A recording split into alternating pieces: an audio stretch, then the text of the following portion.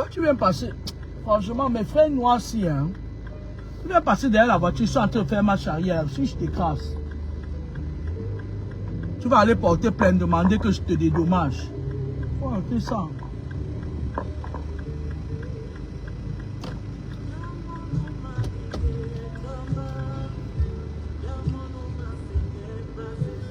Vas-y.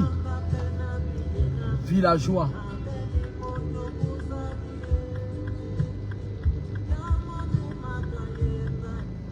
Bonjour, bonjour tout le monde. Lors de la colonisation et des déportations massives, on nous a dit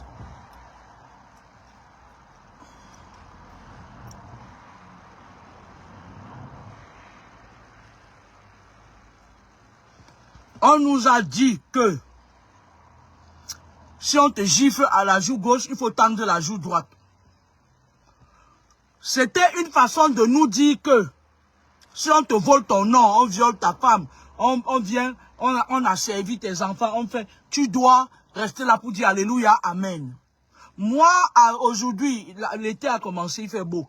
Je vous dis que si quelqu'un te gifle à la joue droite, claque-le bien à la joue droite d'abord, et puis tu allumes encore à la joue gauche, et tu lui donnes encore un uppercut.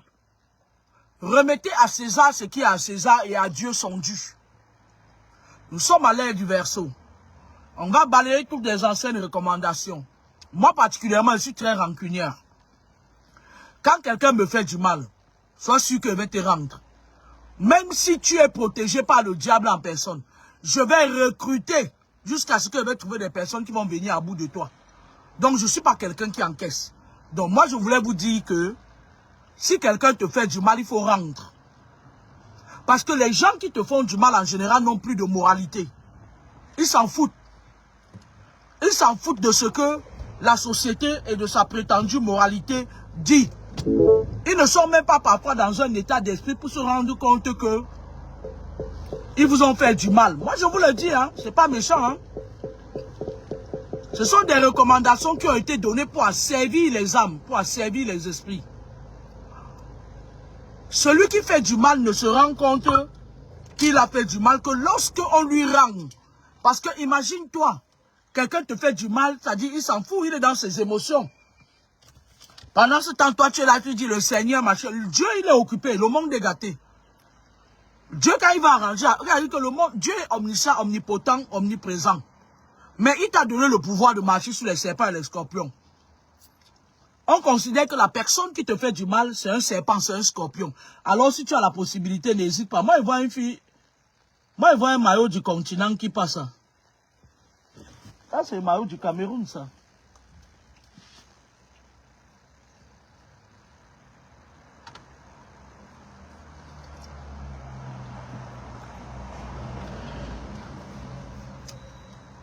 Lorsque la Bible dit, parce que je trouve ça contradictoire.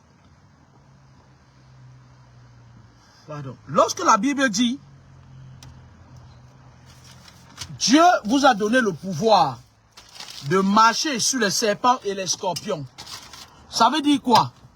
Ça veut dire que ton ennemi, c'est le serpent, c'est le scorpion. On est d'accord? Parce qu'il va falloir qu'on se mette d'accord. Punaise. A contrario, quelque part, ils disent, si quelqu'un te gifle pour que tu entres dans le royaume des cieux, comme si le royaume des cieux leur appartenait à ces petits démons.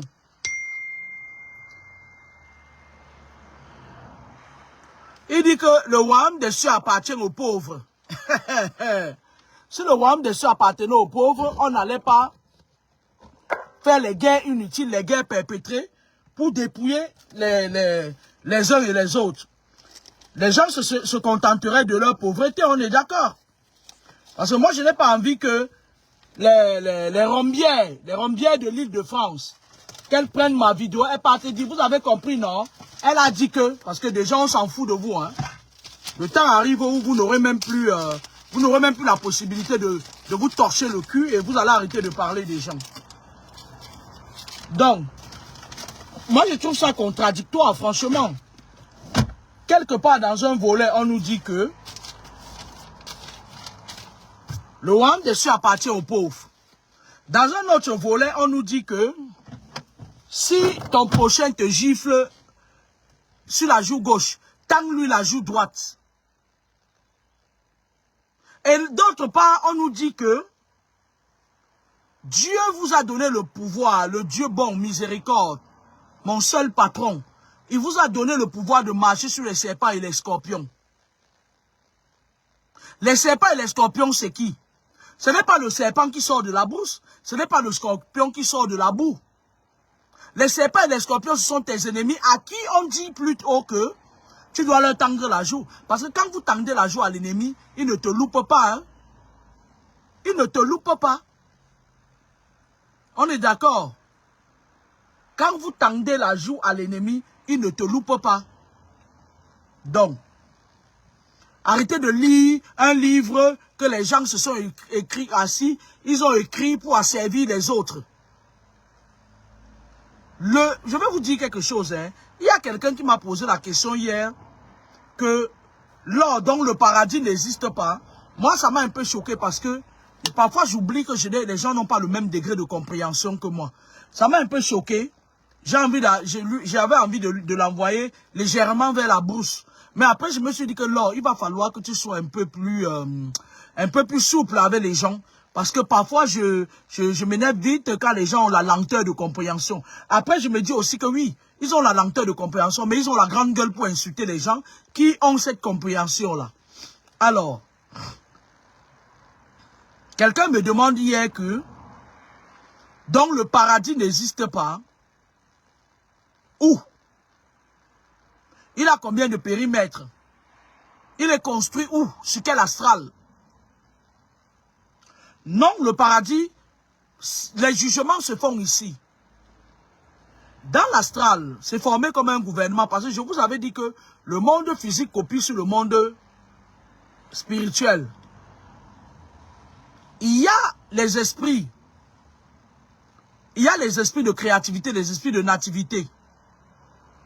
Qui s'occupent, qui sont un peu comme dans un gouvernement, le premier ministre, parce que le suprême c'est Dieu.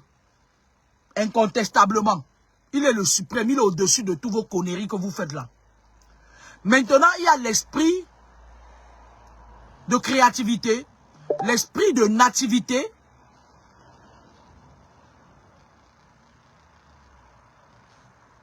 L'esprit de nativité. Et il y a d'autres esprits qui viennent. Un peu comme le premier ministre, le ministre de l'administration territoriale, le ministre de tutelle. Il y a les esprits de tutelle. Ceux qu'on appelle les anges gardiens, c'est les esprits de tutelle. Il y a un esprit de créativité et de nativité qui sont dans chaque astral, le soleil, la lune, machin. Sauf que de tous ces esprits de créativité-là, deux esprits peuvent s'entendre à un moment donné parce que les esprits des seuils sont chargés de réguler le karma. Ils sont chargés de la régulation des dettes karmiques.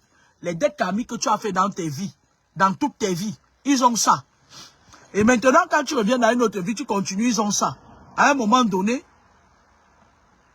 on peut décider que tu es, c'est-à-dire tu deviens un esprit errant. Les esprits errants, c'est les qui? Parfois, tu marches dans la rue comme ça, tu as l'impression qu'il y a un esprit qui te suit. Ils entrent dans le corps des gens, c'est-à-dire que parfois, ils se font recruter par des grims. Les grims, c'est les esprits nains là. Et voilà l'été. En été, les grims s'épanouissent beaucoup. Parce qu'en été, il y a la fête, vous suez, vous dépensez beaucoup d'énergie. Beaucoup de gens voyagent, voilà. Les grims, ils s'épanouissent plus en été. Ils font leur recharge en été pour pouvoir, c'est-à-dire, recharger les énergies, toutes les énergies que vous dépensez. Même la fatigue, ça vous donne, ça vous fait dispenser aussi des énergies. Le gardien des seuils, il est là pour noter, pour prendre note de tout ce que vous faites. D'accord?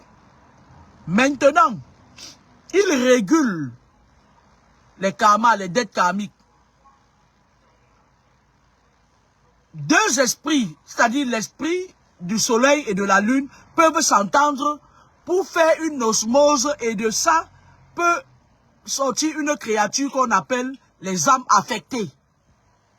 C'est-à-dire, on te crée. Avant de venir sur Terre, tu es déjà formé. Les âmes affectées là, j'ai déjà fait les vidéos sur ça beaucoup. Donc moi j'attends les PayPal si vous voulez que je continue.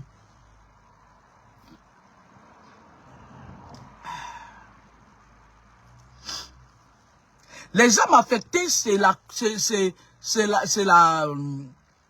le mélange de deux esprits. C'est-à-dire que ton père peut venir, par exemple, de la tutelle de la lune. Ta mère vient de la tutelle de, je sais pas, des étoiles. Maintenant, on va le soleil et... Le soleil et un autre astre qui n'ont rien à voir. Mais pourtant, tu es fécondé par tes deux parents. C'est quand on se rend compte, c'est quand le gardien des seuils signale aux esprits, quand l'esprit des seuils signale à l'esprit de tutelle que l'autre là, les deux là, ils ont déjà un trop plein. Cette famille a déjà trop accumulé de dettes karmiques. Maintenant, pour réguler ça parfois, on injecte les enfants qu'on appelle les âmes affectées dans les familles. Et moi, je vois certaines personnes qui viennent me dire, je suis une âme affectée. Vous êtes quelle âme affectée? Vous avez fini de faire la sorcellerie, là-bas, on vous a donné la sorcellerie. Et après, vos frères savent que vous êtes sorcier. Ils se méfient de vous. Chacun qui t'y parle, il dit, oh non, hey, ma jolie là, hey. Ma jolie là mange les gens la nuit. Après, vous quittez, vous venez dire, mes frères ne m'aiment pas parce que je suis une âme affectée. Une âme affectée n'a pas de répit. Une âme affectée n'a pas de repos. Une âme affectée est combattue. Ce n'est même pas que dans sa famille. Le combat est à l'échelle internationale parce que lorsque une âme affectée vient au monde, le monde entier est avisé. Un peu comme l'histoire quand on dit que le roi mage, blablabla. Lorsque une âme affectée vient au monde, toute l'astral, même le bas astral est au courant. Pourquoi ils sont au courant? Parce que c'est des âmes qui viennent comme ça là combattre le bas astral. Vous entendez avec quoi? Ce sont des gens les esprits, tous les esprits de tutelle se mettent ensemble pour mettre en lui un pouvoir. Une énergie rare. Le genre d'énergie, parfois, quand on te lance les trucs comme ça vient, ça tape, ça part. Vous comprenez avec quoi? Il y a très peu d'âmes affectées dans le monde. Les âmes affectées, ce sont des gens qui, soit l'âme affectée, lui, il évolue selon ses combats. Il est combattu d'abord dans sa propre famille. Mais par contre, il y a beaucoup d'entre vous qui viennent parfois me dire, je suis une âme affectée. Quand ils jettent un coup d'œil sur son lit spirituel, c'est des gens que la famille, ils ont grandi, une voisine ou un oncle est venu leur donner la sorcellerie. Ils ont commencé à manger les gens dans la maison. Et maintenant, quand on se rend compte, on les isole. Ils viennent dire que c'est une âme affectée. Non, tu es une sorcière. Tu es un sorcier. On te fuit pour ça. C'est-à-dire que parce qu'il y a toujours la copie. Une âme affectée est combattue. Une âme affectée est détestée. Une âme affectée ne fait pas les choses. Sa vie n'est pas comme celle des autres. Quand tu vas voir une âme affectée, tu vois par exemple dans le domaine des services, une âme affectée, elle, lorsqu'elle va arriver quelque part, parfois tu vas voir, il y a certaines personnes, ils vont dire, oui, j'ai travaillé dans tel service pendant 20 ans ou 25 ans, mes collègues, l'âme affectée, lui, quand il vient, l'esprit que Dieu a mis en lui, les humains croient parfois que, les humains qui sont dans le système, ils croient parfois que c'est l'âme affectée qui fait semblant. Non, c'est l'esprit de créativité, de nativité, les esprits suprêmes, les archanges qui sont en train de mettre à nu certaines personnes en passant par un corps, par un esprit, par une âme. Parce que l'être humain est composé du corps, de l'esprit et de l'âme. C'est-à-dire, on met à quelqu'un une lumière. Toi-même, tu ne vois pas la lumière là, mais quand tu arrives quelque part, les mauvaises choses qu'ils font, la lumière là, ça fait comme le feu de route. C'est-à-dire, quand on met le feu de route sur les yeux de quelqu'un comme ça, et après, comme ils ont l'habitude de faire leur sanctuaire, machin et tout, quand tu viens maintenant avec cette boussole en toi, ça expose leurs choses. Et les clans ennemis viennent les combattre. C'est pour ça qu'un homme affecté, lorsqu'il arrive quelque part, on ne l'aime pas. Tu vas voir que tout le monde se comporte bizarrement, on tolère. Les hommes affectés, quand vous arrivez dans un service, elle va vous dire, vous allez voir, il y a toujours une reine des sorcières là. Elle engueule même la direction, on lui fait rien. Tu vas voir la direction, oh, celle-là, elle est folle. Oh, ou bien il va dire, oh, elle est un peu débordée, elle mérite des vacances. Mais le jour où tu réclames seulement ce qui te revient de droit, ils vont crier au scandale parce que tu n'es pas comme eux. Tu es une âme affectée, tu es un étranger. Ils vont dire que celle-là, elle vient même d'abord nous déranger avec sa lumière. Et en plus, elle veut nous parler fort. Ils sont en concurrence avec toi. Une une âme affectée, ton destin veut que tu ne sois pas sur place longtemps. Ce n'est pas que on t'a lancé quelque chose que tu... Non. Quand tu comprends qui tu es, c'est pour ça que c'est important de comprendre qui tu es. Quand tu comprends qui tu es, tu claques la porte sans regretter. Quand tu arrives quelque part, tu n'es jamais... C'est-à-dire, moi, quand j'arrive quelque part, je ne m'implante pas trop, je ne m'accroche pas trop aux gens, parce que je sais que d'un moment à l'autre, je peux être appelé ailleurs. Vous comprenez? Vous comprenez? Une âme affectée, c'est quelqu'un qui il ne va pas rester dans une ville. On va dire que oui, je suis resté dans cette ville 40 ans. Non. Lorsqu'il a fini le travail, parce qu'en fait, c'est Dieu utilise son âme pour mettre la lumière quelque part. Et après un moment donné, lorsque les esprits de l'ombre se rendent compte, Dieu c'est-à-dire, il peut te durcir la vie dans cette ville-là. Il te durcit la ville. La vie, ce n'est pas forcément que les gens vous ont fait quelque chose, non. Dieu lui-même, avec ses anges, peut te durcir la vie. C'est-à-dire que tu te rends compte que tu perds le contrôle de beaucoup de choses. Et il te fait partie de là. Parce que ton heure a sonné, il faut que tu partes. Il t'envoie en mission dans une autre vie, dans une autre ville. Les âmes affectées ne se connaissent pas. Mais les gens du bas astral vous connaissent. Ils savent très bien qui vous êtes. D'où l'importance de chercher à savoir qui on est. On est dans un monde maintenant où le travail a été fait bien avant. Les gens se rendent compte seulement des détails. Le travail du mélange, on a mélangé. C'est-à-dire, tu vois une mère, elle partait dans la réunion du quartier. Parfois, elle amenait les enfants chez Mala, la bandite. Mala est ma sauveuse. Mala est ma sauveuse. Pourtant, c'était une grosse sorcière, Mala, là. Mala a gâté beaucoup de gens. Mala a mis l'esprit de serpent dans beaucoup. À Bepanda, c'est difficile que tu vois une fille. Les enfants de Bepanda, là, pour qu'ils aillent à l'école, il fallait qu'ils sortent de Bepanda. C'est difficile que tu vois une fille à Bepanda qui reste dans son mariage jusqu'au bout. Mala a gâté beaucoup de enfants là-bas. Avec Marie Lumière et leur shoga, Sofo, Père Sofo. On est des victimes aujourd'hui des histoires des gens comme les Mala, l'église catholique, où les prêtres nous mettaient la main sur la tête. Parce qu'en effet, le trou de la vie est là. Vous voyez ce que vous appelez fontanelle là, quand un enfant est encore bébé là. Quelqu'un peut lire l'avenir de votre enfant à partir de là. Vous voyez ce que vous appelez fontanelle qui bat là. Donc, d'où l'important de ne pas accepter que ces conneries là mettent les mains sur. Quand ils mettaient comme s'ils te vidaient, les prêtres ont contribué à semer le malheur partout dans les pays où ils sont passés. À l'époque, on était naïfs. Nous, notre génération, nous sommes des victimes. Et de cette victimisation, nous encore, on a bien grandi. Maintenant, le système en a profité, comme nous étions des victimes, pour asservir toute la génération qui vient derrière. Tous les jeunes enfants, tu vois maintenant, c'est du pipeau. Ils sont tous gâtés, à l'exception de 1%. Ils sont tous pourris, les enfants, là. Il n'y a rien à prendre sur eux. Vous allez voir ce que je vous dis, là. Vous allez voir un moment donné, les enfants là vont devenir comme des bébés. Toute la génération, toute cette génération après nous là, ils sont gâtés. Parce qu'entre-temps, la spiritualité a évolué. Et puis, je vous ai toujours dit, lorsque quelqu'un veut faire sa carte d'identité, on prend ses empreintes. Avec tes empreintes, on peut plomber ta vie. Le système dans presque tous les pays a vendu. C'est-à-dire qu'ils prennent l'ADN des enfants. Ils partent vendre ça dans les hôtels kabbalistiques. Ils vendent. Tu vois un jeune, il ne réfléchit pas. Tu vois parfois, l'autre jour, il y a une fille là, inbox. Elle est chassée avec mention très bien.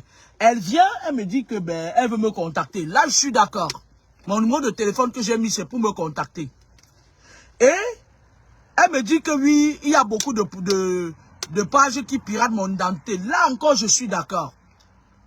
Elle dit qu'elle veut entendre ma voix. Là, je suis d'accord parce que moi, quand j'ai une voix porteuse, quand je marche même dans la rue, quelqu'un entend ma voix, il se tourne, et voilà. Je l'appelle au téléphone, on parle et tout, elle me dit, ah ben oui, je confirme, c'est toi. Et après, elle m'envoie une sérénade de messages. Oh, il faut que tu m'appelles en vidéo. Je dis, ma chérie, je suis ton égal, je suis ton ami, on a vendu les patates ensemble. Quand tu discutes avec un enfant qui est né au Cameroun, tu as l'impression de discuter avec une folle. On les a vendus. Le système les a vendus pour rester au pouvoir longtemps. Mais je voulais dire à ce régime-là que vous allez mal finir. Ils ont sacrifié des générations de jeunes Camerounais. Parfois, je n'aime même pas parler avec les gens qui sont là-bas au Cameroun. Hein. Tu parles avec quelqu'un, c'est-à-dire que tu as l'impression que même le niveau de la maternelle, il n'y a pas.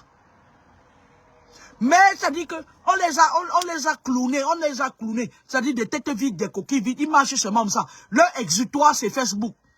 Ils viennent là-bas, c'est-à-dire, dès qu'on dit quelque part, on insulte quelqu'un quelque part, ils te suivent, ils viennent avec la connexion de 100 francs. Il n'y a rien dans leur tête. Ils vont mettre sur leur profil l'université de Yaoundé, même les enseignants, même les enseignants, même les... Tout ça, c'est du pipeau.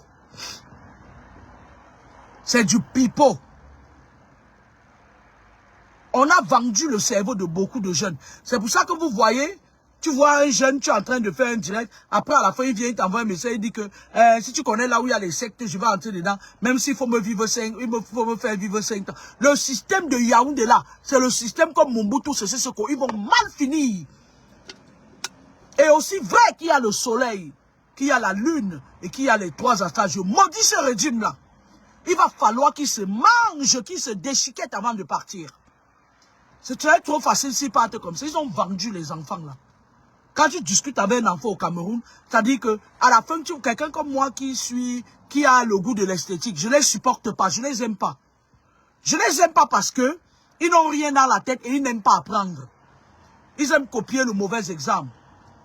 Ah, même quand je vois un numéro du Cameroun qui m'écrit, je dis Aka, est-ce qu'elle va encore venir me bourrer les oreilles? Tu parles à quelqu'un, c'est comme si tu prêchais au désert. On a vendu leur cerveau, à partir même de la maternité. Le Marx Endel.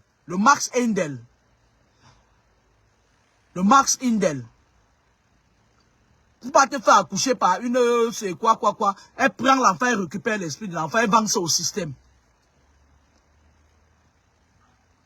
Le clan est très long, c'est-à-dire que ça commence, tu peux savoir d'où ça commence, tu ne sais pas d'où ça finit. Ils sont nombreux. Amen. Amen. Vous entendez avec quoi? Moi, ce que je dis est vérifiable. Vous pouvez vérifier. Hein? Tenez une discussion avec quelqu'un. Tu vas voir, c'est-à-dire que vous voyez la période où tout le monde me tirait dessus. Tu vois un enfant, il sort de nulle part. Il y a un petit là. Il sortait de prison. Et il entend partout. Tout le monde dit que, oh, la fille de Papa Mila, hein, elle a gâté les jeunes. Hein, elle a fait marcher et tout et tout. C'est encore qui ça? Allô?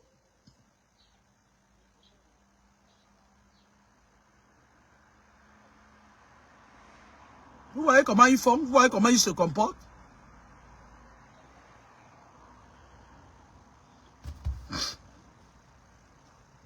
Parfois, tu vois la personne qui m'appelle là, c'est l'un des bandits qui a une fausse page sur avec mes photos.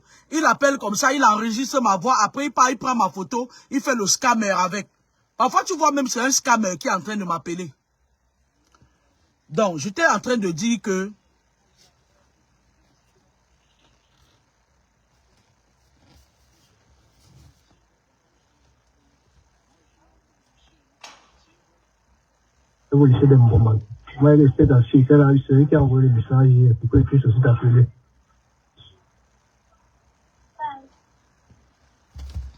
Donc, j'étais en train de dire que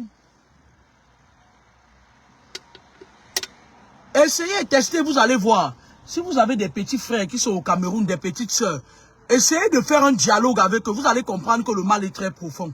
On prend leur esprit. Parfois, ils sont dans la maison, ils sont là, mais leur esprit n'est pas avec eux.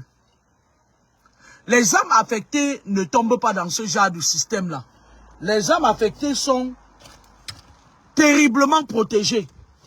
L'âme affectée, quand tu viens vers lui, tu commences à faire tes singeries, là, il est déjà au courant. Parce qu'ils ont une énergie rare. L'âme affectée, quand il arrive dans un milieu, même si le milieu avait commencé à sombrer, la lumière se fait encore dans le milieu. C'est-à-dire c'est des gens qui sont nés pour mettre de la lumière. Vous comprenez avec quoi? L'âme affectée, c'est des gens qui, quand tu les côtoies, c'est-à-dire que sa lumière te booste, ça te pousse. C'est pour ça que les personnes malsaines aiment toujours venir s'accrocher sur les âmes affectées. Parce qu'ils volent, ils volent un peu de lumière. Et si tu n'es pas malin, ils te vident de tes énergies. Une âme affectée naît toujours dans une famille toxique. Dans une famille avec les sorciers, avec les démons.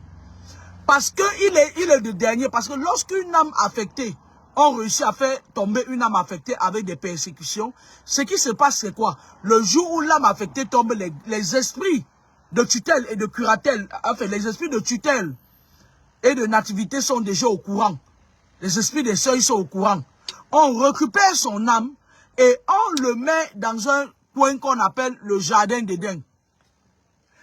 L'âme va rester là-bas pendant un temps. On va lui réapprendre, c'est-à-dire qu'on lui montre ses erreurs.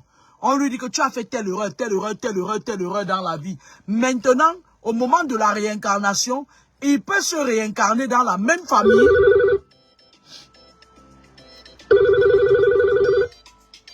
Ouais, non, je raccroche, il me rappelle.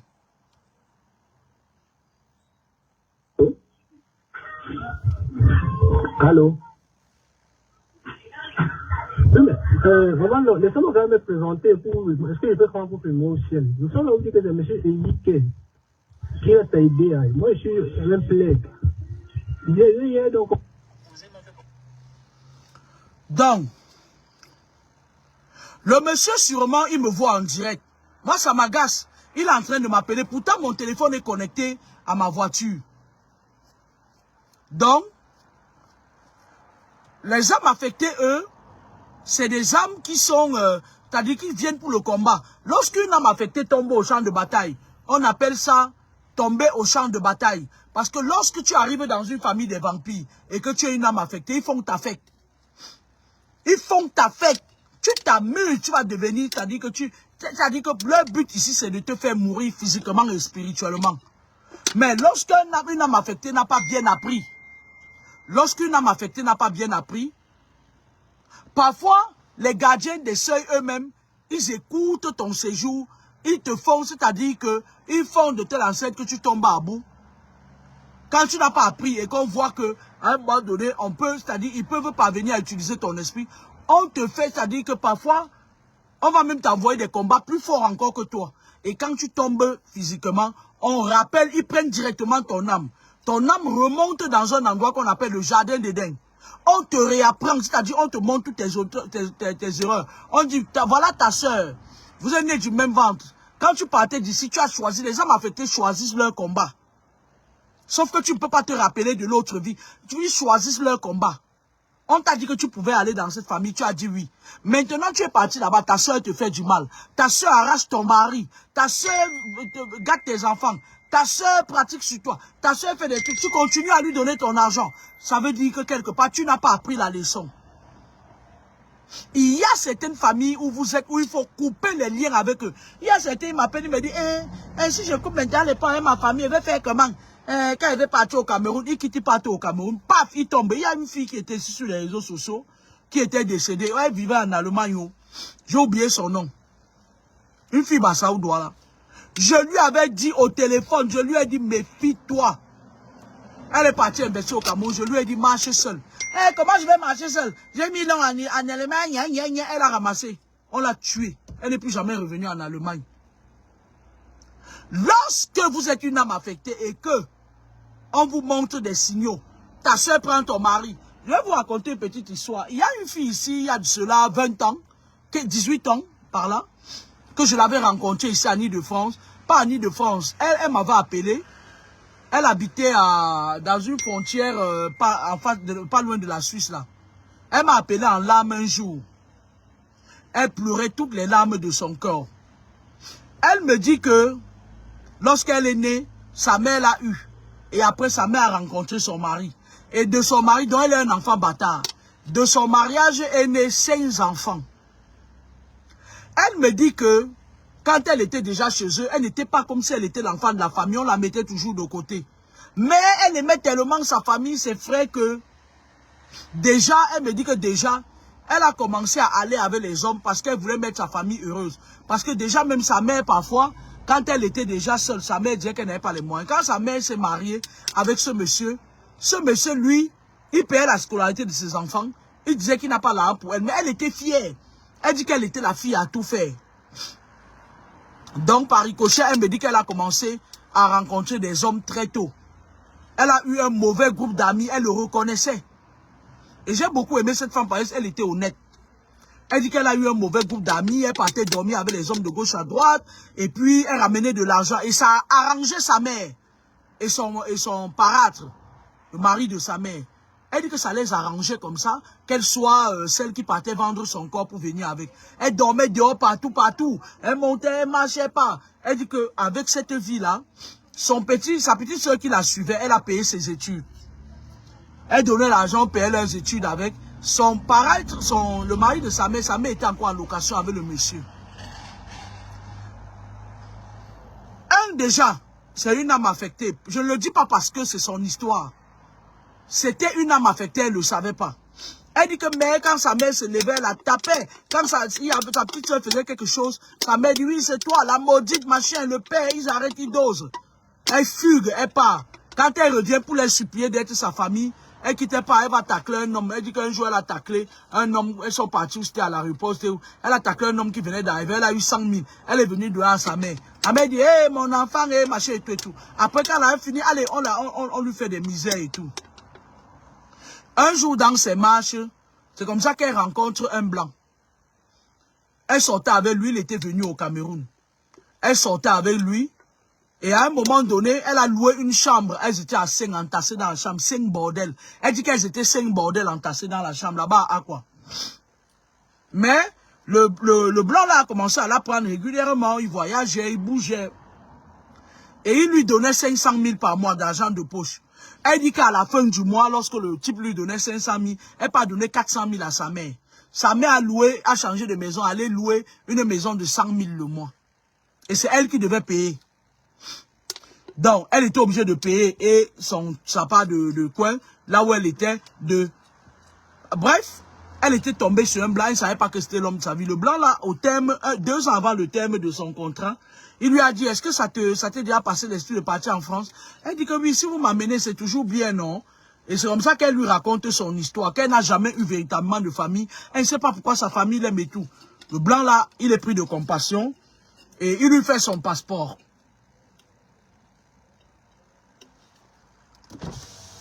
Et bonjour. C'est qui?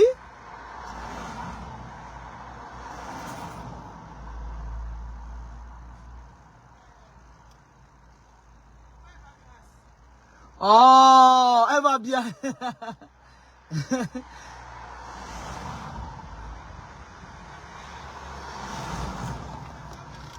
Ah oui, on s'était vu là-bas en bas. Tu vas où?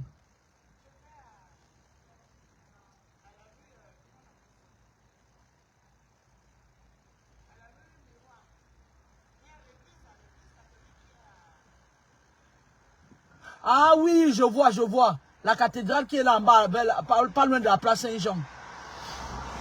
Tu vas bien? Tu vas bien? Tu as mon numéro, non?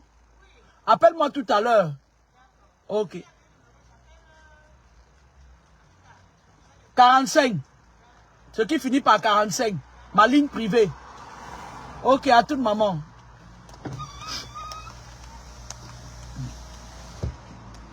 Et donc, le type commence à faire son passeport et tout. Il dit que je vais t'amener et tout. On va voir ce que ça va donner. Elle quitte, elle part dire à sa mère. Sa mère dit oui. Tu es une sorcière, n'est pas tout ce que tu veux pour toi. Quelqu'un comme ça là te dit quelque chose, tu peux pas dire que tu as ta petite soeur qui a fait des études. Et tu peux pas lui dire que tu as ta petite soeur qui a fait des études, qui fasse l'école à ta petite soeur et tout. Hein, on va voir comment tu vas partir. Sauf que quand Dieu décide que c'est pour toi, c'est pour toi.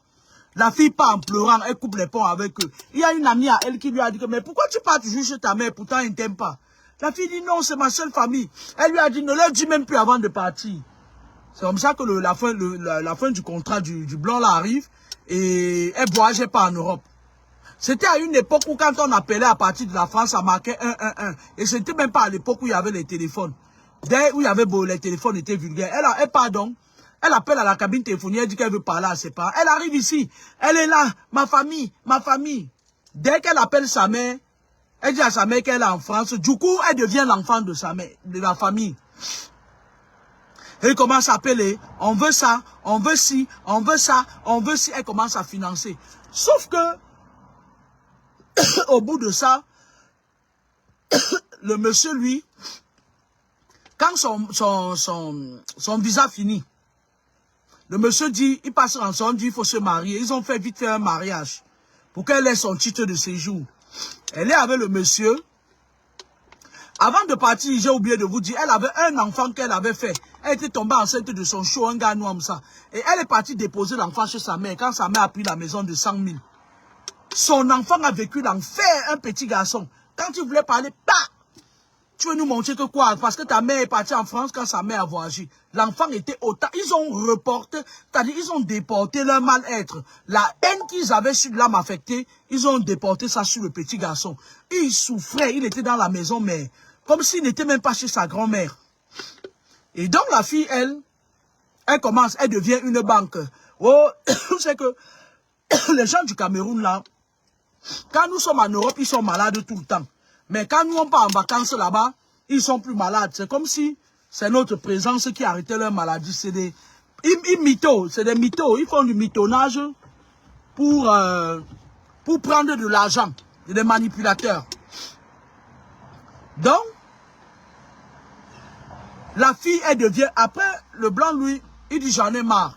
Déjà, au Cameroun, tu n'avais pas de famille. Comme par hasard, tu arrives ici. Quand elle a eu ses papiers, il a dit va te former, tu peux travailler. La fille, elle a fait une formation de nous, là. Et elle travaillait, elle carbonait, elle envoie l'argent à la famille. Si je vous dis le montant, c'est ce qu'elle m'avait dit. Elle m'a dit qu'elle envoyait 500 € par mois. Euros, autant pour moi. Sa mère lui a dit que c'est quoi ça? C'est l'argent, ça. Elle dit que parfois, elle travaillait comme une malade pour envoyer 1000 € par mois. Vous avez déjà vu quelqu'un, c'est comme si elle payait un salaire. Parfois même, c'est son beau-père qui appelait le mari de sa mère. Oh, tu n'as pas envoyé l'argent de Jean Calvin, l'argent de scolarité de Jean Calvin. C'est là où ils ont commencé à inscrire leurs enfants dans des bonnes écoles et tout.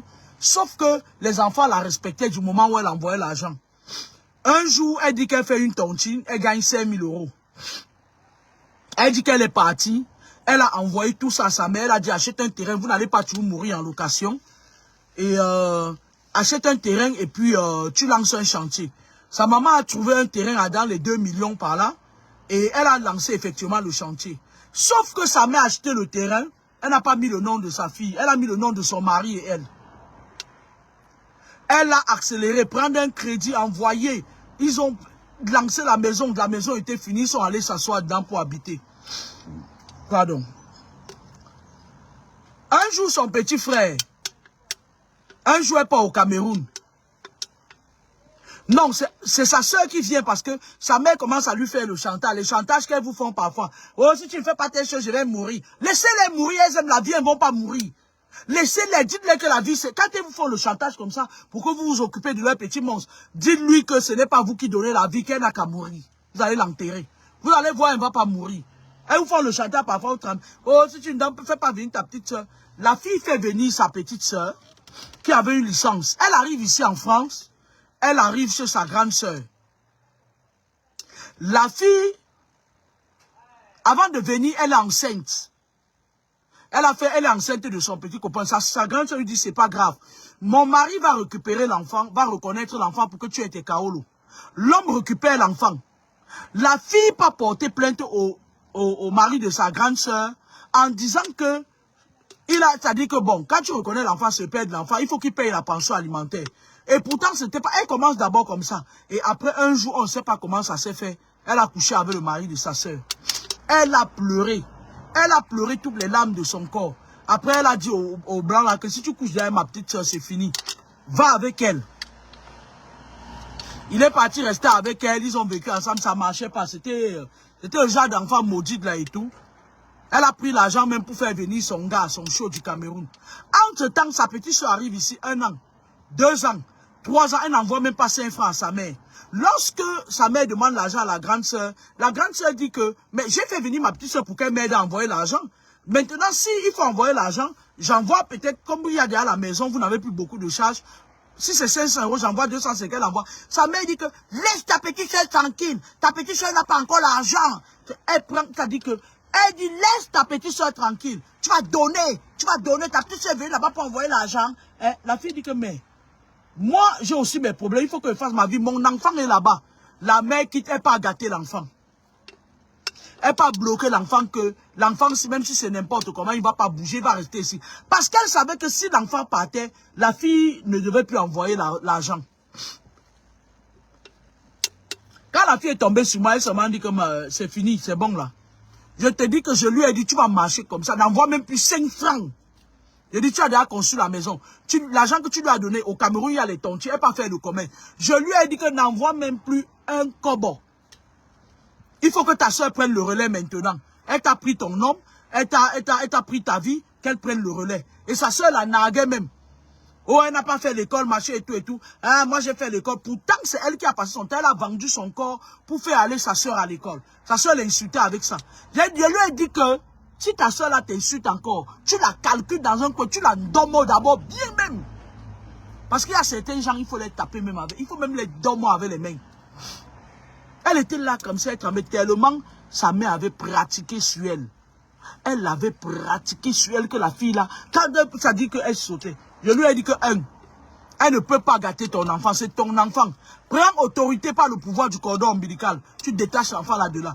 J'ai dit à la fille que prends encore un crédit à la banque, trouve un moyen pour que ton enfant vienne. Heureusement pour elle, elle était là. C'est-à-dire chaque fois qu'elle voulait aller faire les démarches pour son enfant, paf, c'est comme si on l'avait attaché. J'ai dit que moi là, je vais entrer sur toi. La fille a coupé les ponts. Un mois, elle n'envoie pas l'argent. Sa mère lui envoie un voice. Que moi que tu vois là, si tu me laisses affamer, la Bible a dit que honore ton père et ta mère. Tu vas marcher nu là-bas en France. Je dis qu'elle ne lui répond pas. Elle t'envoie encore un message. Ça, tu lui dis que c'est elle qui va marcher nu au Cameroun. Hey, c'est une histoire de quoi? J'ai dit que tu lui dis que c'est elle qui va marcher nu au Cameroun. Parce que une malédiction sans raison est nulle et non sans effet. Vous comprenez avec quoi? Une malédiction sans raison est nulle et sans effet. La fille donc, elle trouve un moyen comment faire les démarches pour son fils. Je lui ai dit que quand tu vas vouloir prendre ton fils, va là-bas. La fille arrive au Cameroun, elle part dans la maison qu'elle a construite. Elle avait dit que si on construit la maison, on lui met un appartement de côté. Son petit frère à qui elle a payé les études, il est allongé dedans, il ramasse les femmes, il fait défiler les femmes. Quand elle vient, son petit frère dit que elle avait mis la clim. Il dit que fiche-nous la paix, bordel. Tu as fini de border, de rôder ta vie. Tu vas venir maintenant dire aux gens, se lever. Tu es qui? Des gars, il prend la machette sur elle. Elle m'appelle en pleurant. Je dis, c'est pas grave. Dieu va te donner. Entre-temps, je vous dis, sa petite soeur est ici là. Entre-temps, le blanc l'a quitté, elle a fait venir son show. Elle n'envoie même pas 5 francs à ses parents. Et sa mère trouve toujours une excuse pour elle. Oh, elle n'a pas l'argent, la pauvre. Machin et tout et tout. Ton cœur est noir. Ta fille est partie, ta soeur est partie quand 5 ans. Sa mère dit toujours que, il faut la laisser respirer. Oh, machin et tout. Elle trouve toujours une excuse, mais elle n'a jamais trouvé d'excuse pour celle-là. Moi, je lui ai dit que tu ne comprends pas toujours ou quoi. Elle dit, ne donne pas. Ne donne rien. Même jusque-là, elle tremblait comme ça. Je dis, tu ne donnes rien. Après, le blanc, même il s'est défait de la sorcière là. Il est parti, il a même traîné en justice. Il voulait revenir avec elle. J'ai dit que tu ne peux pas le jeter. Tu ne peux pas le jeter, c'est quelqu'un qui t'a tout donné et tout. Bref, anyway, la fille, elle part au Cameroun. Elle prend son enfant. On a dépossédé son enfant de la merde de sa mère. Elle est restée, comme son petit frère a pris la machette sur elle, elle est sortie, elle, de la maison, elle est partie. Elle allait dormir à l'hôtel. Je lui ai dit, tout ce que Dieu fait est bon. Même le père, qui est le mari de sa mère, qui est le père de ses petits frères, il a dit que si je t'avais, il lui laisse un vol. Si je t'avais trouvé ici, tu crois que quoi? Tu crois que quoi? Que nous on est bêtes? On n'a pas mis la maison là à ton nom, parce que demain ou après-demain, tu vas venir chasser nos enfants dedans. Tu crois que tu as fait quoi? Tu as fait quoi de extraordinaire? Tu as fait... Il laisse... La fille pleure. Je lui dis que, mais jusqu'à quand tu vas pleurer? Il y a un temps pour les pleurs. Il y a un temps pour le froid. J'étais devenu son professeur de coaching. Je lui dis que tu ne pleures pas. Il suit tes larmes. Fais tout. Ton fils va partir. Elle est venue là-bas un jour. Je dis, ne leur donne pas l'impression comme si l'enfant veut partir. Elle a pris son fils comme si elle allait se balader. On pousse l'enfant comme ça. Va retrouver ta mère là-bas. Pendant qu'elle va, elle va coucher avec les hommes à gauche, toi tu vas coucher avec ta part à droite. Je ne sais même pas ce que vous allez devenir. La fille, elle, dans sa tête, elle était que peut-être elle a fait quelque chose de mal, il faut qu'elle ait cherché l'amour de sa famille. Je lui ai dit que cette famille-là, tu n'auras jamais de l'amour là-bas. Parce que tu as ce que Dieu ne leur a pas donné. Je dis, regarde ta soeur. Elle est venue en Europe, elle était venue en Europe à l'époque, ça fait 5 ans. Elle n'a rien. Rien, elle a fait venir un gigolo qui la dose. C'est-à-dire qu'elle travaille pour le gigolo, elle n'a jamais rien donné à sa mère. Mais sa mère dit, laisse l'enfant tranquille. Dès qu'on veut lui dire que non, il faut que ma soeur donne aussi. Laisse l'enfant. Et même jusque là, sa mère voulait la copter pour qu'elle fasse venir son petit frère mal élevé aussi. Je lui ai dit que ma chérie, même si elle n'est pas pratiquée, hein, tu ne fais pas venir le gars là. Je lui ai dit que si tu fais venir le gars là, même moi, il va appeler, il va gâter, il va knock le truc là. Il a dit que tu ne le fais pas venir, laisse-les là-bas. Tu as fait venir une, elle va s'occuper de ses quatre petits frères et sœurs. Tu n'es pas, ils ont dit que tu n'es pas leur sœur, occupe-toi de ton fils. Elle a fait venir son fils ici. La mère ne voit pas l'enfant, machin et tout. Elle envoie le voir. Elle dit que tu es venu prendre ton machin là qui était ici, qui mangeait comme le porc. Elle parle, elle dit ça de son petit-fils. Il mangeait comme le porc. Bon débarras. Bon débarras. La fille, quand elle a pris son fils, c'est comme si quelque chose s'était brisé en elle. Elle n'envoyait plus d'argent. Le charme que sa mère faisait pour tout manger son cœur, ça s'est arrêté un peu. Elle n'envoyait plus rien. Elle est venue ici. Elle a mis son fils dans une école privée. Le blanc là, il est revenu avec elle, mais ils avaient déjà divorcé. Il est revenu, ils étaient ensemble, ils ont continué. Et comme ça que elle a remboursé toutes ses dettes. Elle a pris un crédit, un autre crédit. Et même le blanc là, lui a complété de l'argent. Elle est descendue au pays avec 50 000 €. Elle est partie là-bas, elle a pris un terrain. Elle a tapé une maison pas possible là-bas. On disait seulement à sa mère qu'on l'a vue. On disait, elle a tapé les tuyaux, elle a mis en location. On disait seulement à sa mère qu'on l'a vue. On disait seulement à sa mère que voilà sa maison. Elle a construit une maison. On lui disait seulement. Elle entendait. Elle avait le seum. Je vais la maudire. Oh, elle va voir. Plus elle parlait mal sur l'enfant là, plus sa vie avançait. Plus elle parlait mal, plus sa vie avançait. Le blanc qui l'avait quitté, que sa petite soeur avait pris pour mettre le trouble, le démon, il est revenu avec elle. Ils ont acheté une maison ici en province, en frontière de les frontières qui sont proches de la Suisse, les pays français qui sont proches de la Suisse. Là. Il a acheté une maison. L'enfant a fait de bonnes études, tranquille. Elle a fait même encore d'autres enfants. C'est-à-dire que, est-ce que vous comprenez un peu l'histoire? Ce qui est à toi te reviendra. J'avais dit à la fille là que le jour où tu donnes, ne donne même plus 5 francs à ta mère là. Même plus 5 francs. Lorsqu'elle s'est retirée 1 an, ils ont dit à leur enfant préféré que, oui, ta soeur était ici. Parce que si tu ne te retires pas, ils vont jamais te reconnaître. C'est pas possible. C'est quand tu pars qu'ils connaissent ta valeur. Parce qu'ils ont commencé à appeler la soeur. Ils disent à la soeur que oui, ta grande soeur est partie ici là, même pas 3 mois. Elle nous a gâtés, elle nous a construit la maison. Depuis que tu es là-bas avec ton gigolo, hein, tu n'as jamais rien donné. Ça s'est gâté entre eux. J'ai dit à la fille que n'écoute pas ça. Ne leur donne plus rien. Je dis, tu as déjà fait. Tu ne peux pas vendre ton âme au diable 2 fois. Ça, au moins, elle m'avait compris. Elle s'est effacée complètement. Elle a changé de numéro de téléphone. Sa soeur a commencé à avoir les problèmes là-bas. Le gigolo lui a fait sa fête. Les enfants qu'elle avait eu avec le gigolo, il s'est arrangé à ce que les niais viennent prendre ça. Il a détruit la vie de sa soeur. Et quand le karma qu'elle avait sémé lui est revenu, elle a cherché encore à payer sa soeur. Elle dit, maman, la fille de papa, je vais faire comment?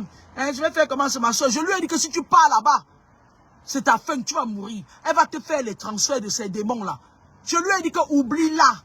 Vous êtes peut-être des sœurs, physiquement, mais dans le monde occulte, tu es seul. Tu es un enfant de lumière. Par contre, si tu veux aller là-bas, c'est ton poison que tu peux chercher. Il y a des moments où, il avait des moments où elle reste comme ça. Sa soeur, je lui ai dit que laisse ça. Ils savent que tu es une personne sensible et ils reviennent vers toi parce qu'ils savent que ce qu'ils ne peuvent pas faire, toi tu peux le faire. Tu es sensible, tu as un grand cœur. Il dit laisse-la périr. Laisse-la périr. Parce qu'elle ne vient pas vers toi simplement. Elle pratique d'abord sur toi. Elles font le charme. Un genre de charme qu'on mange ton cœur. Et puis tout ce qu'elles vont venir te dire. Et après, elle va venir voir ta vie qui est déjà arrangée. Elle va encore gâter. Donc moi, je vais vous dire une chose. Dans la vie, fuyez les familles toxiques. Tu ne peux pas être en train de te purifier, de faire des délivrances. Et tu peux encore t'asseoir confortablement dans des familles toxiques. C'est pas possible. Tu ne peux pas aimer Dieu et le diable et Dieu. Tu ne peux pas. tu dois choisir ton camp. Il y a certaines familles qui méritent que vous coupez les ponts avec eux pour qu'ils se mangent entre eux. Parce que quand vous étiez là, c'était vous le problème. Quand vous allez partir, ils vont se bouffer entre eux. Parce que la personne sur qui ils projetaient leur démon n'est plus là. Maintenant, il faut que quelqu'un le remplace. Ils vont chercher quelqu'un entre eux, ils vont se manger. Moi, je ne juge pas les gens qui tournent le dos à leur famille. Je ne les juge pas. Parce que vous ne connaissez pas ce qu'ils ont vécu. Du vent. Tu changes ton numéro de téléphone, tu deviens, c'est-à-dire, tu deviens, je ne sais pas comment on veut dire, imperméable. Tu ne cherches pas à connaître leur vie parce que, moi, le problème avec les Mbenguis, c'est que ça ne marche jamais parce qu'ils aiment se faire voir. Ils veulent montrer que c'est eux qui donnent l'argent. Ils veulent montrer qu'ils sont en Mbeng. Ils veulent montrer que c'est là où on parvient à vous avoir. Parce qu'avec votre argent, on le met dans les hôtels kabbalistiques. On vous contrôle. Vous commencez à rêver que vous êtes dans la maison familiale. Vous commencez à faire des rêves où vous êtes dans le quartier où vous êtes né. C'est vous-même qui cherchez vos problèmes. On ferme une porte, ils ouvrent ici avec votre argent. Bonne journée, au revoir.